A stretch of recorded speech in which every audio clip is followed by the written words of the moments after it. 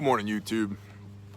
A while ago, in the comments section, or the community section of the comments section, Adam Gonzalez asked a question that has been rolling around the back of my head for a little while, and it was actually living on this card in this stack of questions, and I was just peeking through this morning, and I thought, let's talk about it. Jobs or industries that are recession/depression proof? I think that's a really good question to have, given, the 2020 elections and economic collapse that's likely to happen. I mean, let's be honest, things don't look great for America 2.0 right now, and I'm real curious to see what America 3.0 looks like going forward.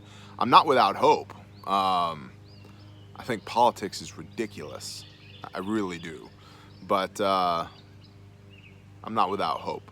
But that being said, history is filled with the tragic stories of people who did not adapt appropriately and were then overcome. Don't be those people. So let's talk about that. Jobs or industries that are recession or depression proof. I'll tell you right now, I think medical is pretty hot. I know a lot of people that are making good money in the medical industry.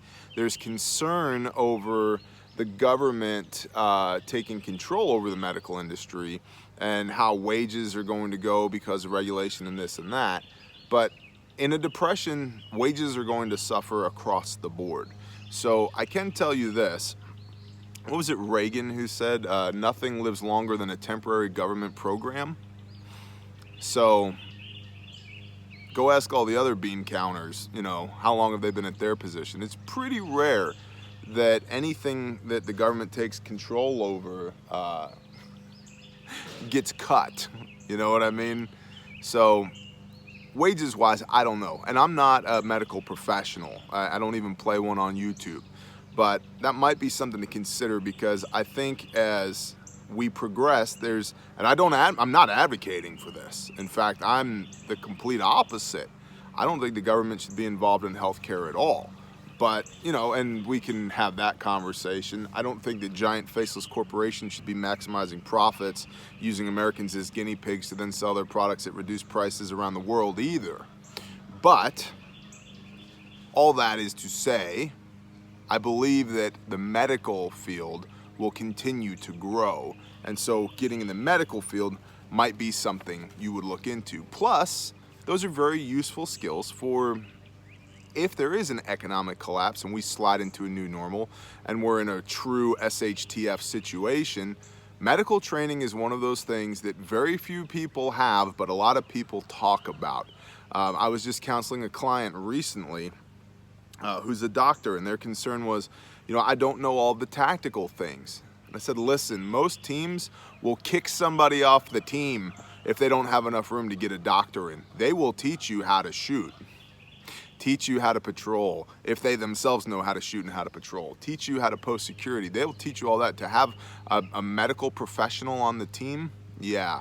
And think about the amount of training that it takes. You're talking 8-ish years to become a doctor, 11 weeks to learn how to, to go through boot camp-ish, plus or minus. Allow me that, okay?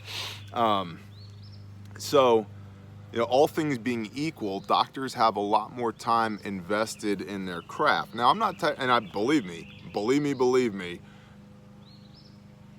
it's tremendous. I'm not speaking down about the United States military at all. What I am saying is that it takes a significant amount of time to hone the medical crafts that are needed to sustain life. Go talk to any medic, Quad Zero, right? You know what I mean? Talk to those guys, United States military guys. They'll tell you. A lot of people talk a big game about medical and they have the basics-ish, maybe. So being a medical professional in a recession could be useful, A, because you still have a job, and B, because it's a highly applicable skill if things do slide into a new normal or some type of catastrophic event that becomes a true WROL, the end of the world as we know it, without rule of law, blah, blah, blah, okay? This is another one that I think is applicable. Food production. Now, a lot of farms continue to become more and more factory farm oriented these days. But the pendulum can only swing so far. So the more light is shown on the truth behind these factory farming operations, the more small-scale agriculture gains in popularity. People want to be associated with responsible agriculture, with permaculture, with regenerative agriculture. All these hot buzzwords that really produce high-quality food. That would be something to look into. Sustainable farming, homesteading, farm to market. There's an entire industry built around growing crops, heirloom crops, organic crops for use in the restaurant industry, right?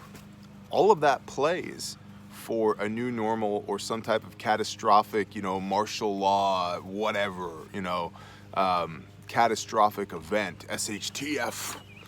The ability to produce food is high on my list of talents that one should possess, because even if you stock food, which you should, you're gonna need to replace the food that you're eating that you stocked somehow. And so I would much rather you grow it than have to go scavenge it or take it by force, okay? I don't think taking it by force is ethical. Scavenging it opens you up to a world of hurt because bullets fly both ways. It's not just you shooting. People can shoot at you. And growing it, and I know there'll be the trolls in the comments. Well, if you're growing food, that's gonna make you a target. I'll take those odds. I'll take those odds. Or maybe it'll make me a target and you show up and you want my food and now I can weaponize you for good because I can feed you. That's something to think about as well. So food production for sure. The trades. See, the chicken agrees. By the way, if you're wondering, that's the sound a chicken makes when it feels threatened. You hear that? There's something over there that scared that rooster and he's begawking to let his ladies know, hey, there's something dangerous over here, but I'm not man enough to actually do anything about it. At some point, they may all run out of that barn.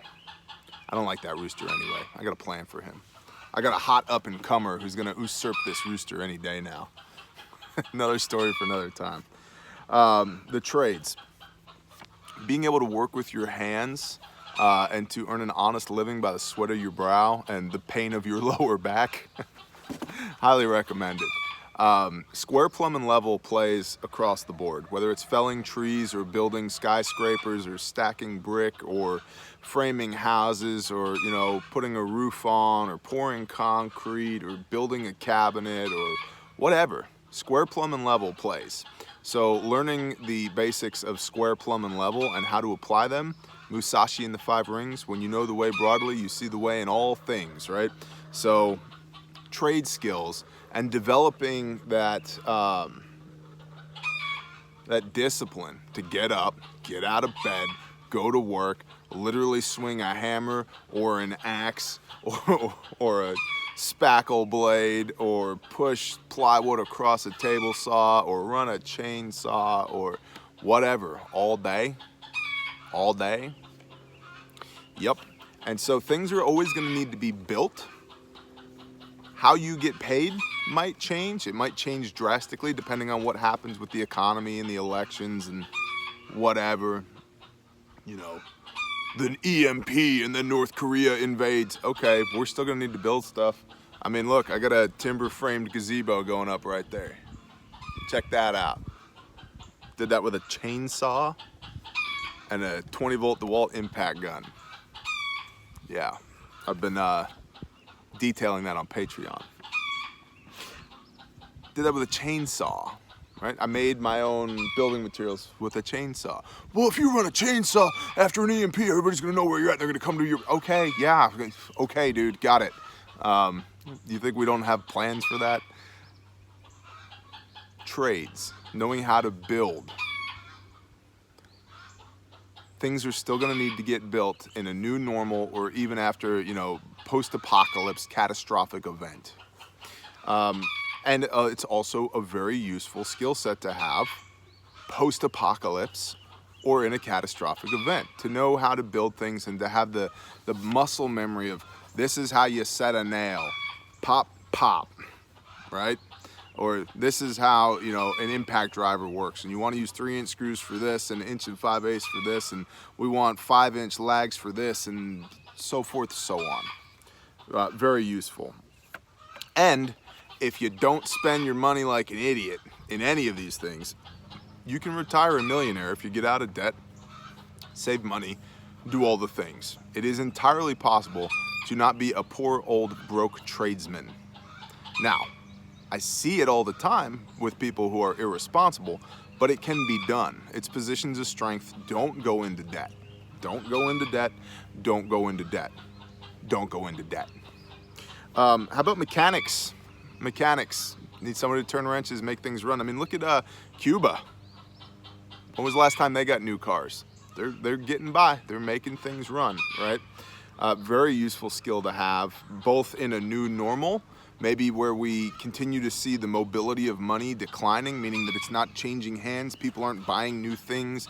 They're not taking out loans. They're hoarding their money, pulling money out of the stock market. And it's my opinion that that's being done so that people can get their hands on liquid assets that when the economy melts in maybe 18 months or so, my guess, they'll have the liquid assets to buy up decent investments, pennies on the dollar, right? Well, with the decrease in that mobility of money, that's gonna, you know, again, not an expert, don't even play one on YouTube, but that's going to, that decreased mobility is going to increase tension on the economic system, which is going to increase the probability of an economic collapse, which is why, you know, people might not be buying new cars and would need to know how to run the ones that they have and keep them running. Also, a very useful skill on either side of the catastrophe, okay? The military, you hear this phrase all the time, all non-essential government personnel. Well, number one, why do we have non-essential government personnel? Just asking. Somebody clue me in, maybe. Gosh, bureaucracy, right? But you can learn a lot of useful things in the military. And here's the thing, who knows? Who knows? There's been lots of people before us right now who thought legitimately the world is gonna end any day now, and yet it never did. So the military can be a good option for some people, not for everybody. It's about 1% of the general population that ends up serving in the military. But if you go in at 18, do your 20, you're out at 38. While you're in there, use them, you know, save your money, don't go into debt, positions of strength, right? You can come out at 38 on a full 20 and then start another career somewhere using the education that you got in the military and retire from 58 with medical and 2 pensions. Yep. And then at 58, maybe now you're an instructor, or you're a guy that does a thing or whatever, right? You've built 40 years of working expertise. You draw on that for a consultancy or some type of training course, or write a book or whatever, right? And so you monetize, maybe the last 2 years you retire at 60, and then from 58 to 60 you're putting together your coursework or building out a cadre of instructors or writing a book, your memoirs, whatever, right? So the military is certainly something to consider, and a lot of those skills obviously play on either side of the apocalypse, on either side of an economic collapse. You know, the one issue with the military is, what if the world does melt while I'm in the military, while I'm deployed? And the short answer is, you need to look within your own heart, probably seek the face of the Most High on that one, go to prayer and say, what do I do here? Because for some people, if the world's gonna melt, there's no place they'd rather be than amongst their band of brothers doing the thing that they were born to do, right? And for others, if the world's gonna melt, they've got to get home to their wife and their children, regardless of what uniform they're wearing. I don't judge either side of that equation, and I think they're equally valid. So you really need to look into that in here and up there, and come to a consensus as to which direction you'd like to proceed. And then lastly, jobs or industries that are recession or depression proof. Politics.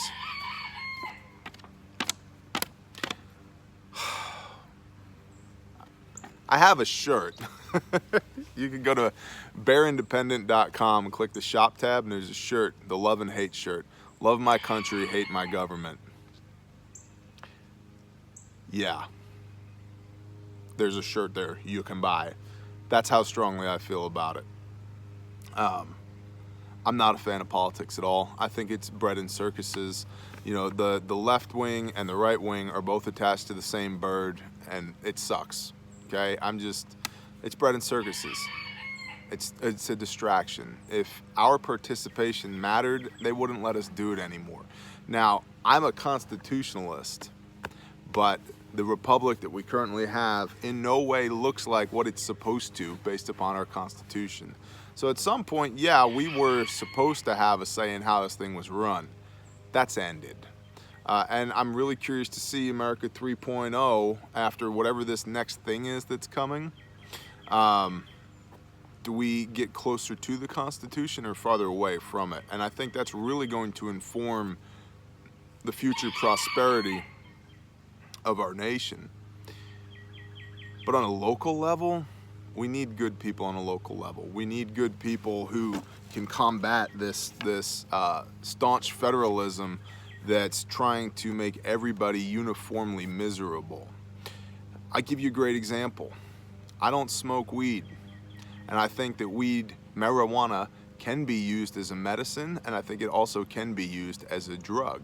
But there's 28 states, right now, that have basically flipped the middle finger to the federal system and said, no, we're going to regulate this state to state. We're going to do it our way. We're going to get all 10th Amendment on you, and this is what we're doing. So more than half of the states in the union have said, no, thanks but no thanks. We reject your reality and substitute our own. We're starting to see something like that happening with Missouri in the Second Amendment. I'd love to see more states jump on the bandwagon and go, nah, we're not doing that. 10th Amendment, states' rights, not interested. And so on a local and regional and state level, good politicians are priceless. Be careful, because I think at the state level, potentially, and then on the federal level, you can't put good people into a corrupt system and expect good things to come out of it. It's like putting a kitten in a meat grinder and expecting a cat to fall out the other end. Doesn't happen. Not gonna happen. So the system itself is so corrupt in my mind that it needs to be replaced, not refined. I don't think we improve what we have. I think we need a new system. And I would love it if that new system was incredibly constitutional, back to what our founders intended, to get away from what we have now, which, I'm not going to go deeply political because it doesn't matter anyway. What one man thinks out here in the middle of nowhere, Oklahoma, isn't going to change a damn thing. But you could be a politician. Somebody on a local level needs to affect positive change, or on a federal level needs to be a scumbag and line their pockets. Might as well be you. And after the collapse, hey, if you get good at networking and raising money, consolidating power, those are all useful things. So, and that last part there, they're politicians, that's kind of tongue-in-cheek. Kind of not, though. So anyway, Adam Gonzalez, thank you for asking. Jobs or industries that are recession or depression proof. That's my hot take on it, unrehearsed off the top of my head. Real curious to see what you guys think down in the comments down here. Keep it civil. We got a couple of badass moderators. I love them. I'm thankful for them. And we got no problem swinging the band hammer. If you're interested, if you like this format, we do this on Patreon. There's 24 individual pieces of content a month on Patreon. They're exclusive to Patreon only, 24 a month, including exclusive live streams, giveaways, and consult calls with the bear, that's me, on the higher levels. So if that floats your boat, if you're into that, you can go ahead and click the baby bear. It should be right up here. Click the baby bear and that'll take you over to Patreon. You can go to bearindependent.com and All the things are there. InfoWars interview is there. All the media stuff, the Florida missions, the Nebraska missions, the Bear Facts, the shirts, the consulting, the coaching, all the things. It's all there. Shalom and blessings, y'all.